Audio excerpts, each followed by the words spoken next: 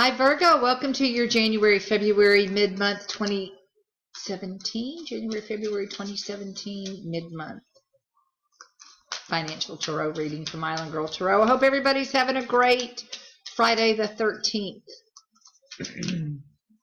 Let us see what we have in store for Virgo.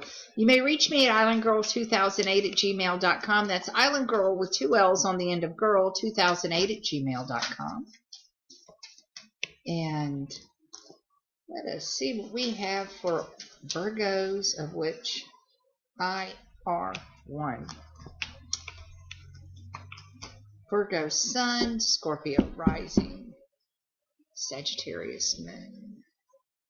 The Hierophant is the overall energy of the deck. The reading. Alright, so okay, it looks like I didn't shuffle the cards. We have the Hierophant, and then the first 3 are also major arcanas. Now we're 4, 5. Come on.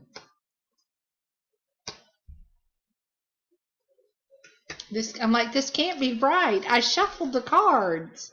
I mean, I've done 4 other readings. Okay, it's almost overwhelming. All right, so we've got the Hierophant. The center of the reading is Karma, the Wheel of Fortune. And next to the World card, I mean, there's us. Here's us. Here's the Hermit. We've got the Fool, the Strength, the Emperor, the Star card, and then just for grins, for some reason, we've got the 3 of Swords and the Ace of Wands. So I'll get to those in a minute, because this right here, to me, the World card with the Wheel of Fortune, which to me is the Karma card, can mean a clearing of karma. I mean, a clearing of karmic debts, of what goes around comes around type thing, but not typical. I mean, I say not badly. I mean, it's what goes around comes around. But I just really feel like Virgos, we're starting off on a new path. We've got the Fool right next to us. And I feel like we're starting off on a path now where maybe we're getting our footing underneath us. We've had lots of obstacles to overcome. A lot of us have had to come basically reinvent ourselves, have had massive job changes, family breakups, all kinds of different things that have happened that have required the Strength card to be a prominent role in our life, which of course is just keeping your sanity at some point. Can be a demonstration of the Strength card in not killing people. But actually, with the Taming of the Lion, it's just showing that your strength through grace, you're calm, you just deal with it as it comes. We're old enough, either old souls or just somehow wise enough, being the Hermit card, that we just get it now. We don't have to overreact and get all freaked out about things. But I do feel like this could be some sort of karmic clearing. You know, the funny thing is, this is a financial reading. I don't have the first pentacle.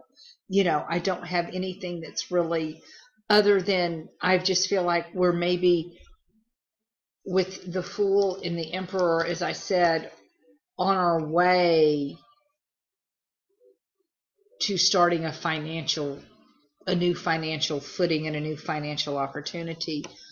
I have the 3 of Swords with right next to the Star card, which the Star card is a very spiritual card. It's a card of taking 2 entities in order to create a third harmonious one, and then you've got the 3 of Swords. So maybe, you know, you've had to take 3 very differing parts of your life or parts of your soul even, and tried to bring them together in order to create a harmonious you.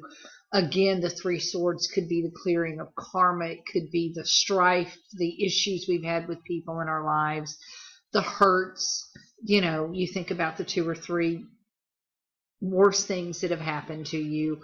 And then next to the Star card, and then with the Wheel right above the both of them, it really could be a spiritual karmic cleansing that's happening now. And with the Ace of Wands being the last card in the deck, and again the Hierophant, I mean, that to me is almost like the chance at a new spiritual path. And again, if this has to do with money, well, then just flip it with, you're now looking at money in a whole new different way, and it doesn't mean the same to you now as it did before. Especially if you had money and then lost money and now you're back to getting a little bit of money, you look at it differently. But I do feel it looks like in this a financial reading that money is going to touch every area of our life as well. I do believe that anytime you get the Hierophant, the Hermit, the Star card, this is all these are very spiritual cards. They're telling you to go within, to meditate, to listen to yourself.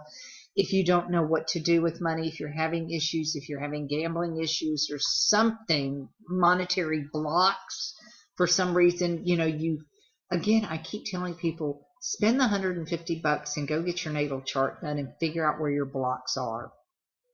It will help you so very much.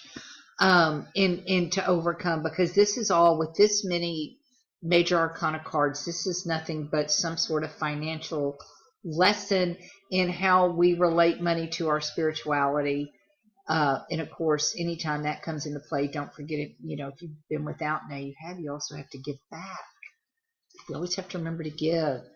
I keep going back to it was a simple act what somebody did with a joyous smile on their face, but when Zeke Elliott went into the kettle and Cowboys Jerry World, the Death Star, on Thanksgiving Day, he helped kettle donations in the Salvation Army exponentially that whole season. And it was a simple gesture, and it created a huge wave. And it made us give. I made sure I gave my $5 that I had extra or whatever. And it doesn't have to be a lot, and you don't have to do a lot. And even if it's saving an animal off the side of the road and taking it to your animal services. Now a lot of these even city services are getting to where they're no-kill shelters. Just find a way to give back, So there you go, Virgo. I hope you guys have a great rest of the month. Again, join me tomorrow, 10:30, Islandgirl Tarot, Facebook. I will do a live draw then if you're in the chat room. And I hope y'all have a great Friday. Take care. Bye-bye.